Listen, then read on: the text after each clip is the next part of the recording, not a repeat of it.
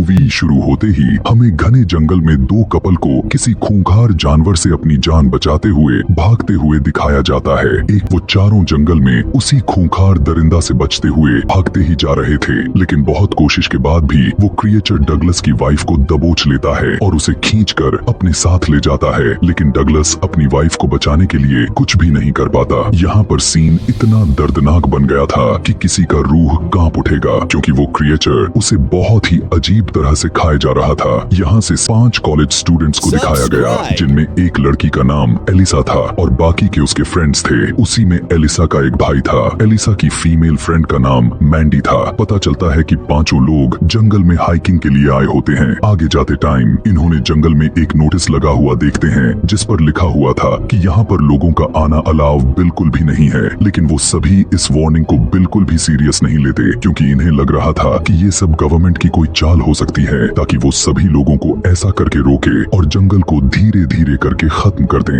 ये लोग एक पिक्चर क्लिक करने के बाद आगे की जर्नी में निकल जाते हैं। रास्ते में एलिसा अपने फ्रेंड को बताने लग जाती है कि मैं हर साल अपने फैमिली के साथ जंगल में आया करती थी, और अब क्योंकि हम यहाँ से कहीं और शिफ्ट हो चुके हैं, इसीलिए अब मैं यहाँ पर 7 साल के बाद आई हूँ। इसी दौरान हम वहाँ पर एक जानवर के डेड बॉडी को देख पाते हैं, जिसे किसी दूसरे जानवर ने बहुत ही बुरी और दर्दनाक मौत दे दी होती है। फिर कुछ दूरी पर जाने के बाद एलिसा अपने भाई को और भी आगे जाने से मना करती है। वो बताती है कि अब हमें इसके आगे ना जाना शायद हमारे लिए सही हो सकता है, क्योंकि हमें वापस भी लौट कर जाना है, और अगर यहाँ पर रात हो गई तो हमें काफी मुश्किलों का सामना करना पड़ सकता है। लेकिन एलिसा का भाई उसे समझाता है कि हम पहले भी तो डैड के साथ जंगल में काफी आगे तक जा चुके हैं, इसीलिए तुम्हें चिंतित होने की कोई जरूरत नहीं है, हमें कुछ भी नहीं होगा। यहाँ पर एलिसा को ना चाहते हुए भी अपने भाई की बात माननी पड़ती है। लेकिन थोड़ी ही आगे जाने के बाद इन दोनों भाई बहन में बहस होने लग जाती है। इसी बहस से परेशान होकर एलिसा का फ्रेंड और भी आगे जाता है, तो उस वहाँ पर किसी का बैग पड़ा हुआ मिलता है। यहाँ पर एलिसा को कही हुई बात भी सच हो जाती है, और क्योंकि अब रात हो चुकी थी और ये लोग अभी भी जंगल में घूम रहे थे, लेट हो जाने की वजह से सब लोग एलिसा के भाई पर काफी गुस्सा दिखाए जा रहे थे, जो इन्हें जंगल में इतना आगे की तरफ लेकर आया हुआ था। इसके बाद इन्हें वहाँ पर एक लड़की के डेड बॉडी पार्ट्स मिलते हैं, जिसे इस कहानी के शुरुआत में ही वो अजीब तरह से दिखाने वाला खूंखार क्रिएचर उसे अपने साथ ले जाकर उसे नोच नोच कर खा गया था, यानी डगलस की वाइफ। अभी वो सभी डगलस की वाइफ के डेड बॉडी के पार्ट्स को देख ही रहे होते हैं, तभी अचानक से उन्हें वहाँ पर किसी क्रिएचर की आवाज सुनाई दे पड़ती है। आवाज इतना खतरनाक था, डर जाते हैं, इसीलिए वो जल्दी से अपनी गाड़ी की तरफ भागने लग जाते हैं। लेकिन इससे पहले कि ये लोग अपनी गाड़ी की तरफ पहुँच पाते, इनके सामने वही अजीब सा दिखने वाला क्रिएचर आ जाता है, जो कि इन लोगों को वो देख चुका था, और अब वो इनके पीछे हाथ धोकर पड़ जाता है। लेकिन इनकी किस्मत अच्छी थी कि वो लोग उस क्रिएचर से बचते हुए एक जगह पर आकर छुप जाते हैं। यहीं पर उन लोगों को एक कैबिन नजर आ जाता है, जिसे देखकर एलिसा का भाई उन सभी को उस कैबिन में जाने को कहता है, और वो खुद दूसरी तरफ जाकर उस क्रिएचर को डिस्ट्रैक्ट करने को कहता है। अब बाकी के लोग जब उस कैबिन में चले गए, तो एलिसा का भाई जैसे ही उस क्रिएचर को डिस्ट्रैक्ट करने की कोशिश करते हुए वहाँ से निकलने लगता है कि तभी अचानक से उसके सामने वो क्रिएचर आ जाता है, और वो एलिसा के भाई पर अटैक करके उसे जान से मार डालता है। इसके बाद बचे हुए चारों फ्रेंड्स कैबिन के अंदर जाने लगते हैं, लेकिन जब मैंडी जैसे ही अंदर जाने लगी थी, तो वो क्रिएचर उसका पैर को ही पकड़कर खींचने लग जाता है। लेकिन सभी मिलकर उसकी जान किसी तरह से बचा लेते हैं। कैबिन में आते ही इन्हें वो तीनों सर्वाइवर्स मिल जाते हैं, यानी डगलस के साथ विकी और उसकी वाइफ। इन तीनों ने मिलकर उस पूरे कैबिन को ब्लॉक कर दिया था, ताकि ये उस क्रिएचर से बच जाए। इसके बाद विकी एलिसा से अपने बारे में बताने लग जाती है कि हम चारों असल में एक बिजनेस ट्रिप पर जा रहे थे, जिसके बाद हमारी गाड़ी खराब हो जाने की वजह से इसी जंगल में फंस गए, और उस क्रिएचर ने हमारी फ्रेंड को मार दिया। तभी एलिसा का फ्रेंड बताता है कि मैंने सभी पेरेंट्स को कॉल लगा दी हुई है, और साथ में पुलिस को भी इन्फॉर्म कर दिया है, और अपनी लोकेशन भी बता दी है, इसीलिए बहुत ही जल्द कोई न कोई उनकी मदद के लिए यहाँ पर आ जाएगा। तब डगलस कहने लगा कि ऐसा कभी नहीं होगा, क्योंकि कोई भी यहाँ पर हमारी हेल्प के लिए नहीं आ पाएगा, और अगर हमने इस जगह यानी इस कैबिन से बाहर निकलने की कोशिश किया तो दरिंदा हमें मार खाएगा। अब जबकि डगलस की कही हुई बातों से ये लोग इतना डर जाते हैं कि कैबिन के डोर्स और विंडोज को और भी अच्छी तरह से कवर कर देते हैं, ताकि वो क्रिएचर अंदर ना आ सके। यहाँ पर एलिसा काफी परेशान हो चुकी थी, क्योंकि उसे भय होता जा रहा था कि वो क्रिएचर जरूर यहीं कहीं पर छुप कर बैठा घात लगाया हुआ है, और वो यह चाहता है कि वो इसी जगह पर एक साथ कैद रहें। उसे ऐसी हालत में देखकर एलिसा का फ्रेंड उसे समझाता है कि वो सिर्फ एक क्रिएचर ही तो है और हमें उससे बचकर बस यहाँ से निकलना है। हमें यह बिल्कुल भी नहीं जानना कि वो दरअसल क्रिएचर आखिर क्या चीज है और क्यों है और वो आखिर क्या चाहता है। इसीलिए हमें उससे यह सब कोई मतलब नहीं है। अभी ये दोनों आपस में इस मुद्दे पर बात कर ही रहे होते हैं कि तभी वहाँ पर वो क्रिएचर आ जाता है और वो उस कैबिन में घुसने की कोशिश करने लग जाता है। वो इतना बौखला चुका था कि अगर किसी को पाता तो कच्चा चबा जाता। यह देखते हुए वो लोग उस विंडो को भी ब्लॉक कर देते हैं जहाँ से वो क्रिएचर अंदर आने की कोशिश कर रहा था। इसके बाद वो क्रिएचर कैबिन के चारों तरफ घूमने लग जाता है। अब कि वो क्रिएचर इतना अक्लमंद था कि वो बड़ी चालाकी के साथ एक विंडो के जरिए अंदर आ जाता है। यहाँ पर उसे देखते ही इन लोगों में बौखलाहट मचने लग जाती है और वो उसे रोकने की कोशिश करते हैं, लेकिन उसे रोकने की कोशिश में ही विकी का हस्बैंड इंजर्ड हो जाता है। इसीलिए मैंडी और एलिसा भी इनकी मदद के लिए वहाँ पर आ जाती हैं और वो ड्रेशर को उठाने लग जाती हैं ताकि वो उस क्रिएचर को उसकी मदद से रोक कर रखे रहें। वो दोनों उसे उठा नहीं पाती। एलिसा का फ्रेंड पेपर स्प्रे लाकर उस क्रिएचर पर स्प्रे कर दिया। इसकी आवाज सुनकर डगलस भी वहाँ पर आ जाता है, जो बहुत ही कोशिश के बाद वे सभी उस ड्रेशर को ठीक टाइम पर विंडो को ब्लॉक करने में कामयाब हो जाते हैं। यहाँ पर विकी का हस्बैंड डगलस को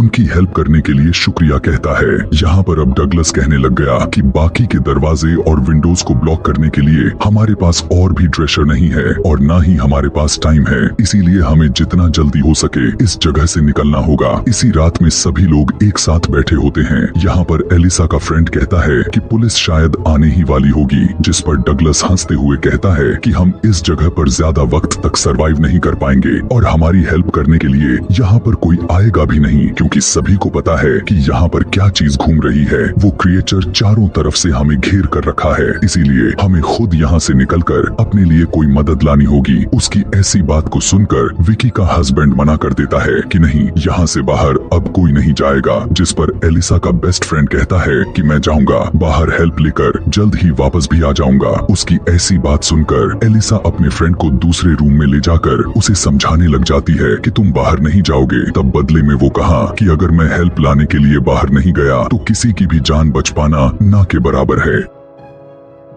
एलिसा को अपने फ्रेंड की बात ना चाहते हुए भी माननी पड़ जाती है और अब ये लोग प्लान बनाते हैं कि विकी का हस्बैंड उस क्रिएचर को डिस्ट्रैक्ट करेगा। उसी टाइम एलिसा का फ्रेंड कैबिन से निकलकर हाईवे की तरफ फौरन से भागेगा, जिसके बाद वो इस काम को अंजाम देने के लिए तैयार हो जाते हैं। विकी का हस्बैंड बाहर जाकर उस क्रिएचर को डिस्ट्रैक्ट करने लग जाता है। अब एलिसा का दूसरा फ्रेंड घर से बाहर पड़ा हुआ था। वो एक दूरबीन से उस क्रिएचर को देखता है और वॉकी टॉकी की मदद से वो विकी के हस्बैंड को बताने लग जाता है कि वो क्रिएचर तुम्हारे काफी करीब आ चुका है। तब मौका देखकर एलिसा का बेस्ट फ्रेंड उस कैबिन से काफी दूर भाग जाता है। इसके बाद एलिसा का फ्रेंड विकी के हस्बैंड को बताता है कि अब वो क्रिएचर मुझे कहीं पर भी नजर नहीं आ रहा है। इसका मतलब ये है कि अब वो वहाँ से भाग गया है। और तभी अचानक से इन लोगों को वॉकी टॉकी पर एलिसा के बेस्ट फ्रेंड की चिल्लाने की आवाजें आने लग जाती हैं। तब यहाँ पर उन्हें पता चलता है कि वो क्रिएचर अब एलिसा के बेस्ट फ्रेंड के पीछे लग चुका है। इसीलिए एलिसा का फ्रेंड और विकी का हस्बैंड फौरन से कैबिन के अंदर आने की कोशिश करते हैं, लेकिन डगलस उस दरवाजे को ब्लॉक कर देता है और वो उन्हें अंदर आने नहीं दे रहा था, जिसे देखकर विकी उस दरवाजे को खोलने की कोशिश करती है, लेकिन ऐसा करने से डगलस उसे मना करने लग जाता है। इसीलिए एलिसा उन दोनों को वॉकी टॉकी पर बताती है कि किचन का दरवाजा खुला हुआ है, तुम वहाँ से अंदर आ जाओ। इसीलिए अब एलिसा का फ्रेंड और विकी का हस्बैंड किचन के दरवाजे से होता हुआ कैबिन के अंदर आ जाते हैं। विकी का हस्बैंड अब काफी गुस्से में था, इसीलिए अंदर आते ही डगलस को मारने लग जाता है, जिससे डगलस बेहोश हो जाता है और जब उसकी आंख खुलती है तब वो खुद को बंधा हुआ पाता है, क्योंकि अब उन लोगों को डगलस पर बिल्कुल भी बिलीव नहीं हो रहा था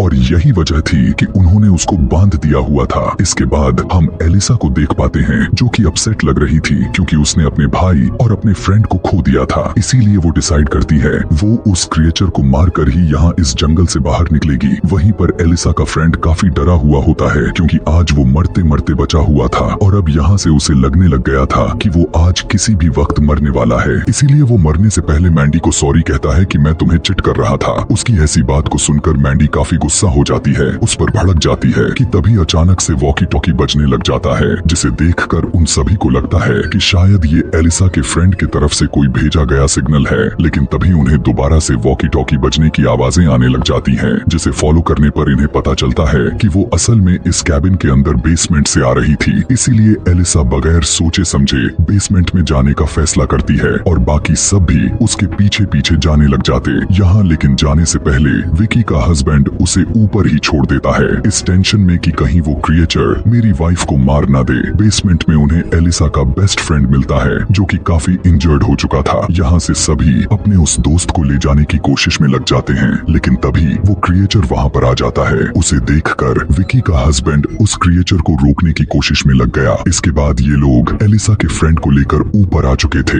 लेकिन अब नीचे बेसमेंट जो विकी का हस्बैंड उस क्रिएचर को रोकने के लिए गया हुआ था, इसीलिए वो उसके सामने टिक नहीं पाता, मतलब वो क्रिएचर उसे भी मार देता है। तभी हम देखते हैं कि एलिसा की बेस्ट फ्रेंड की हालत अब काफी खराब हो चुकी थी। उसकी ऐसी हालत को देखते हुए डगलस उनसे कहने लगा कि ये किसी भी वक्त मर सकता है, लेकिन शायद इसी के वजह से हमारी जान बच सकती है। डगलस का आइडिया था कि एलिसा के बेस्ट फ्रेंड को यूज करके उस क्रिएचर को डिस्ट्रैक्ट करने का था, ताकि ये सभी लोग यहाँ इस जंगल से बाहर निकलकर भाग जाए। लेकिन एलिसा इस बात पर बिल्कुल भी एग्री नहीं होती, बल्कि वो डगलस को डांटते हुए वो एक दूसरा प्लान बनाती है कि हम उस क्रिएचर को इस जगह पर लाकर ट्रैप कर देंगे और उसे अंडरग्राउंड रूम यानी बेसमेंट में मिले हुए उस फ्यूल की मदद से उसे जलाकर मार देंगे। एलिसा का प्लान को सुनकर डगलस भी तैयार हो जाता है। यहाँ पर सबसे अजीब चीज देखने को मिल जाता है वो ये कि आजाद होते ही डगलस एलिसा के बेस्ट फ्रेंड को मार मार कर उसकी जाने ही ले लेता है। उसकी ऐसी हरकत से सभी लोग काफी बुरी तरह से बौखला जाते हैं, लेकिन इससे पहले कि वो डगलस को कुछ कह पाते, वो क्रिएचर अचानक से विंडो के लॉक्स को तोड़ते हुए अंदर आ जाता है और डगलस को बहुत ही दर्दनाक तरीके से मार देता है। और क्रिएचर उसे इतनी बुरी तरह से खा रहा था कि वहाँ पर खड़ी हुई लड़कियां हादाश जाती हैं। अभी वो क्रिएचर डगलस को अभी खाने में ही बिजी ही थे कि तभी मौके का फायदा उठाकर वो तीनों अंदर अंडरग्राउंड रूम में जाकर फ्यूल लेकर आते हैं। फिर वो उस फ्यूल की मदद से वहाँ पर आग लगा देते हैं, जिससे वो क्रिएचर उस आग में जल जाता है और उसकी मौत हो जाती है।